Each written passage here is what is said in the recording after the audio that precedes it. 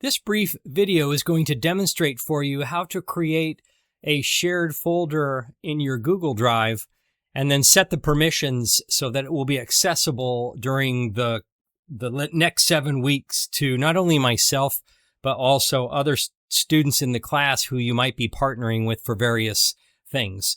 So, and also, you don't need to use Google Drive if you have a Microsoft OneDrive or any other shared drive experience. You can use whatever you're comfortable with.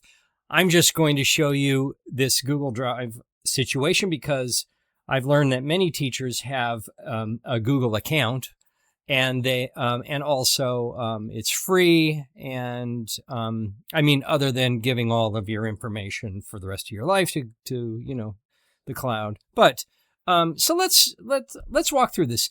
Here I am at google.com, and I'm just going to go up to the search bar, and you can't see this, but I'm just going to type in drive.google.com, which I already have up. Okay, so here I am on my drive, and I've got quite a few folders and lots of files, and I am going to create a new folder by going over here to the New button. I click on New, a new folder, and I'm going to title it just this course number, the time period, this summer, and also I'm just going to put my name on it so that when I post it, it might help keep things organized. You can do whatever you want with your folder names. I don't want to force you to do something that you don't normally do. So I'm going to go to Create, and you'll notice it created my folder. I'm going to right mouse click on this though, and I'm going to go to Organize, hover over that, and I'm going to go down, and I'm going to pick green, so that whenever I do go to my drive, I'll be able to easily see which folder I'm working in, just for the next few weeks.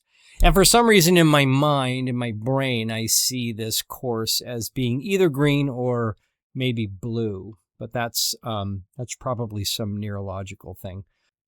So I've got this thing green, and now I want to set permissions for the summer. So I'm going to click on the three little dots, and I'm going to click on Share, and I'm going to go to Share.